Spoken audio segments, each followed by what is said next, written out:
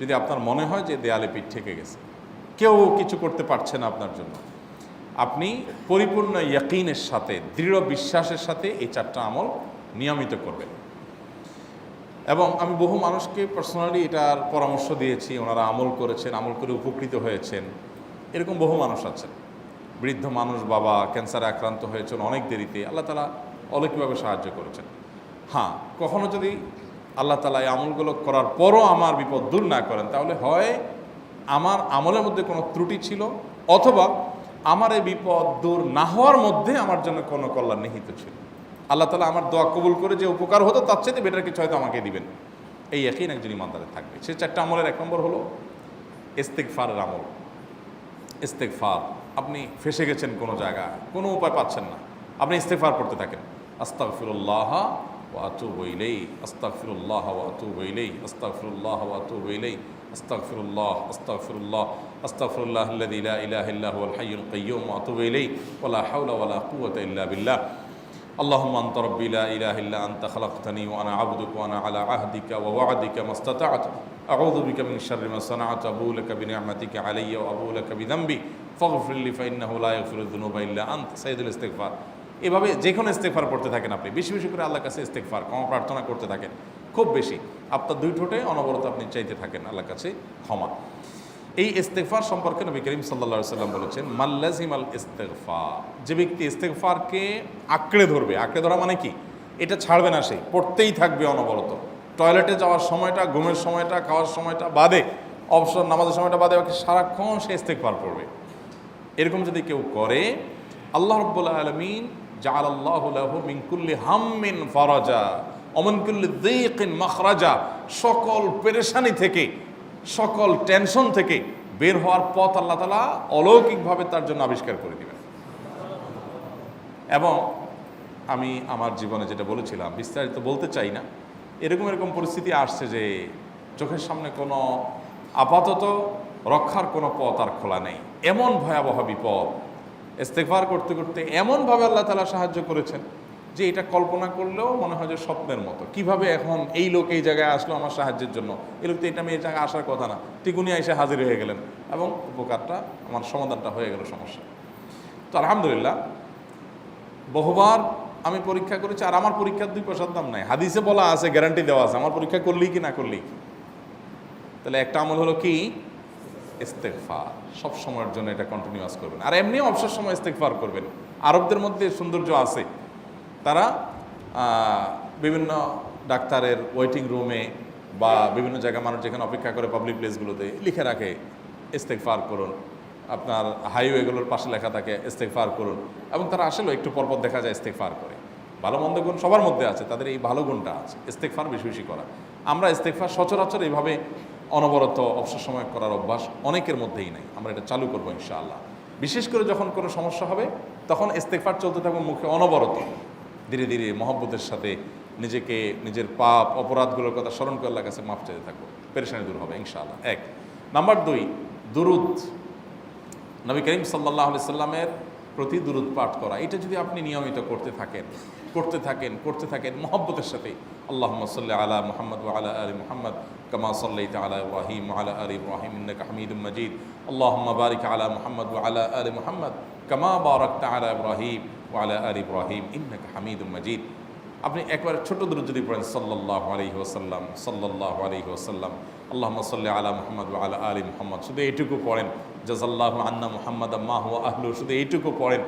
আপনি এভাবে যেই কোনো দুরূদ নবী করিম সাল্লাল্লাহু আলাইহি ওয়াসাল্লামের প্রতি যদি পড়েন এবং পড়তে থাকেন অনবরত, ইস্তেগফারের পাশাপাশি দুরূদের ক্ষেত্রে নবী করিম সাল্লাল্লাহু আলাইহি ওয়াসাল্লাম বলেছেন যে এইটা তোমার জন্য যথেষ্ট হয়ে যাবে। তুমি যদি আল্লাহর কাছে আর কোনো দোয়া করতে না পারো, শুধু দুরূদটা পড়ো, তোমার সব পেয়ে যাবে, কিচ্ছু লাগবে না। এক সাহাবী বলছেন, রাসূলুল্লাহ, আমার দোয়ার মধ্যে দুরূদ কত পার্সেন্ট রাখবো? আমি তো আমার অনেক কিছু আল্লাহর কাছে চাইবো, দুরূদ মানে তো নবীজির জন্য দোয়া, মানে আমার জন্য তো আমি দোয়া করবো, আপনার জন্য দোয়া কত পার্সেন্ট করবো? 1/3, 1/4, তারপরে হাফ, এবার বিভিন্ন পার্সেন্টেজ বলছিলেন তিনি। নবী করিম সাল্লাল্লাহু আলাইহি ওয়াসাল্লাম বলেছেন যে হ্যাঁ, এর বেশি করতে পারলে আরও ভালো, আরও ভালো। তো ভদ্রলোক এর বেশি, ওই সাহাবী রাদিয়াল্লাহু তাআলা আনহু, তিনি এর বেশি বাড়াতে একটা পর্যায়ে বলছেন যে আমি সব দোয়া আপনার জন্য করি। নবী করিম সাল্লাল্লাহু আলাইহি ওয়াসাল্লাম বলেছেন, তাহলে তোমার আর কোনো দোয়াই করতে হবে না, এর মধ্যে সব দোয়া চলে আসবে। কারণ আপনি যদি বলেন আল্লাহ আপনার নবীর প্রতি আপনি রহমত নাজিল করেন, আপনার নবীর প্রতি আপনি শান্তি নাজিল করেন, আপনি যেটা দোয়া করেন, তো আল্লাহকে আল্লাহর নবীর প্রতি আপনি রহমত নাজিল করতে বললে আল্লাহ তাআলা আপনার প্রতি রহমত নাজিল করবেন কি করবেন না?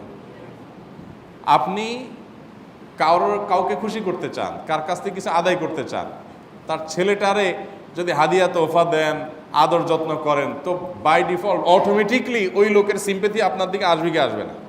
চোখ বন্ধ করে আসবে। তো আল্লাহর নবীর জন্য যখন আপনি দোয়া করবেন তখন আল্লাহ তাআলা আপনার মধ্যে রহমত নাজিল করবেনই, এটা নবী সাল্লাল্লাহু আলাইহি ওয়াসাল্লামের ওয়াদা। যে কোনো পেরেশানি, তিনি আরও বলেছেন যদি কেউ দুরুদের আমল করে নিয়মিত, আল্লাহ রাব্বুল আলামিন তার সকল পেরেশানির জন্য যথেষ্ট করে দিবেন। এই আমলটাকে সবগুলো দূর করার জন্য যথেষ্ট হয়ে যাবে। এই দুরুদের আমলটা আমি দেখেছি সুবহানাল্লাহ গুলির মতো কাজ করে। আজকের ঘটনা, এক ভদ্রলোক সকালে একটা টেলিভিশন চ্যানেলে, বেসরকারি চ্যানেলে প্রোগ্রাম শেষ করে নামছিলাম লিফটে, তো উপস্থাপক উনি বলছিলেন যে ভাই মানে দুরুদের আমল পড়ে আমি কিছুদিন আগে একটা ইয়াতে মানে এমন একটা অবস্থা যে এইটা থেকে বের হওয়ার কোনো পথ আর নাই, শুরু করলাম দুরুদ অনবরত, এরপরে আল্লাহ তাআলা আমাকে এমনভাবে উদ্ধার করলেন আমি কল্পনা করতে পারিনি। আলহামদুলিল্লাহ এই আমলগুলো করে অনেক ভাইরা আমাকে অভিজ্ঞতা জানাইছেন যে আলহামদুলিল্লাহ তাদের অভিজ্ঞতা অলৌকিক। হ্যাঁ, ওই যে বললাম কখনো যদি আল্লাহ তাআলা আপনার দোয়া কবুল না করেন তাহলে হয় আমার ত্রুটি আছে, আর না হলে আমার জন্য আল্লাহ তাআলা এর চেয়ে বেটার কিছু রেখেছেন, আমি সেই ইয়াকিন রাখবো ইনশাআল্লাহ বিইذنিল্লাহ। আর এই দোয়াতে সমাধান হবেই হবে, সে বিশ্বাস থাকতে হবে। নবী করিম সাল্লাল্লাহু আলাইহি ওয়াসাল্লাম বলেছেন, হাদিসে কুদসিতে আল্লাহ বলেছেন আনা ইনদাযান্নি আবদি বি, বান্দা আমার প্রতি যেমন ধারণা করে আমি তেমন আচরণ করি। আপনি যদি চিন্তা করেন করে দেখি হয় কি না, দেখি ট্রাই করি, তাহলে ওই আল্লাহ তাআলা বলবেন ঠিক আছে দেখতে থাক। আপনি যদি ইয়াকিন করেন যে না নবী করিম সাল্লাল্লাহু আলাইহি ওয়াসাল্লাম যে বলেছেন অতএব সেটা হবেই, আর আল্লাহ রাব্বুল আলামিনের কাছে আমি ওইভাবেই চাবো যে আল্লাহ দিবেনই, আমি নিয়েই ছাড়বো, ইনশাআল্লাহ গুলি মিস হতে পারে, আপনার দোয়া মিস হবে না। ওই ইয়াকিন, ওই ঈমান আমার মধ্যে আনতে হবে, চেষ্টা করবো তো ইনশাআল্লাহ। তাহলে দুইটা আমল হলো, ইস্তেগফার আর দুরুদ। 3 নম্বর আরেকটা আমল হলো দোয়া ইউনুস। দোয়া ইউনুস, লা ইলাহা ইল্লা আন্ত সুবহানাক ইন্নী কুনতু মিনাজ জালিমিন। বেশি বেশি পড়তে থাকবেন, যখন বিপদে পড়বেন ইস্তেগফার আর দুরুদ পড়বেন সবচেয়ে বেশি, আর মাঝে মধ্যে দোয়া ইউনুস, লা ইলাহা ইল্লা আন্ত সুবহানাকা ইন্নী কুনতু মিনাজ জালিমিন। আল্লাহ সুবহানাহু ওয়া তাআলা কোরআনে কারিমে এই দোয়ার পরে বলেছেন ওয়াকাযালিকা নুনজিল মুমিনিন। এই দোয়া পাঠ করার মাধ্যমে ইউনুস আলাইহিস সালামকে পৃথিবীর ইতিহাসের সবচেয়ে অলৌকিক ঘটনা, সকল সায়েন্স, সকল আপনার বিজ্ঞানের তত্ত্ব সবগুলোকে আপনার সবগুলোর বিপরীতে বা সবগুলোকে আপনার ভুল প্রমাণ করে দিয়ে ওই জায়গাটার জন্য আল্লাহ তাআলা ইউনুস আলাইহিসকে মাছের পেটে ঢোকার পর সেখান থেকে আবার জীবিত রেখে বের করেছেন। অক্সিজেন অভাবে সেখানে এমনি মারা যাওয়ার কথা, আরও নানা কারণে মারা যাওয়ার কথা, তাই না? কিন্তু আল্লাহ তাআলা তাকে রক্ষা করেছেন, কারণ উনি ওই বিপদে পড়ার পর থেকে এইটা পড়তেছিলেন, লা ইলাহা ইল্লা আনতা সুবহানাকা ইন্নী কুনতু মিনাজ জালিমিন।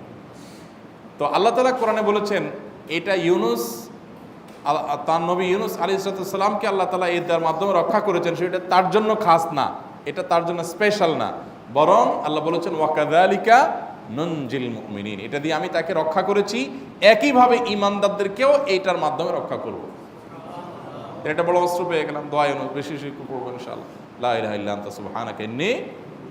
আমার দেশে আবার দেখা যায় বিপদ হয়ে গেলে তখন হুজুর ভাড়া করে যে ভাই আপনারা সবাই মিলে এটা 1 লাখ বার পড়ে দেন, 1.25 লাখ বার পড়ে দেন, টাকা দিমু আপনারা পড়ে দেন। আপনারটা আপনি পড়বেন ভাই, হুজুরদের কাছে দোয়া চান সমস্যা নাই, আর হুজুরদেরকে খাটায়া টাকা দিবেন কেন, এমনি টাকা দিবেন না দিয়া।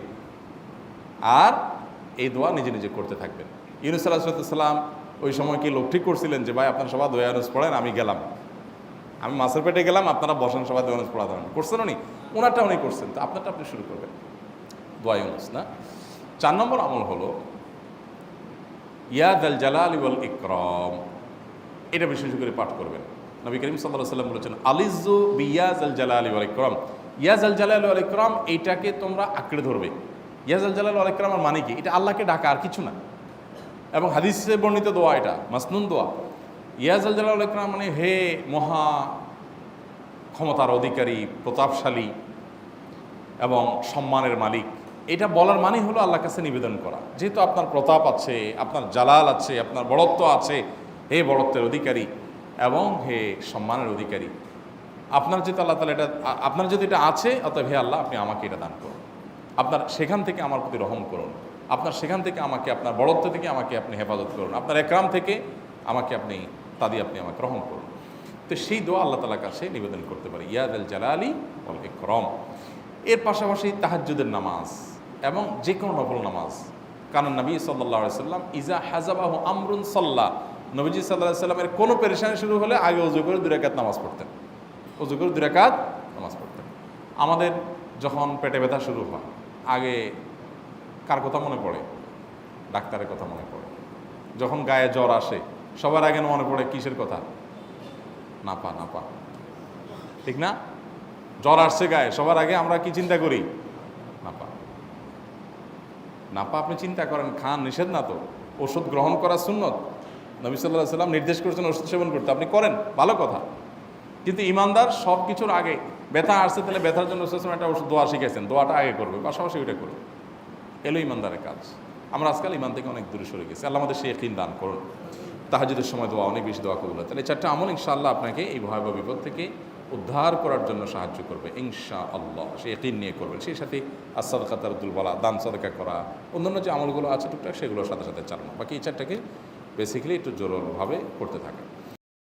আস-সুন্নাহ ফাউন্ডেশন, উম্মার স্বার্থে সুন্নাহর সাথে।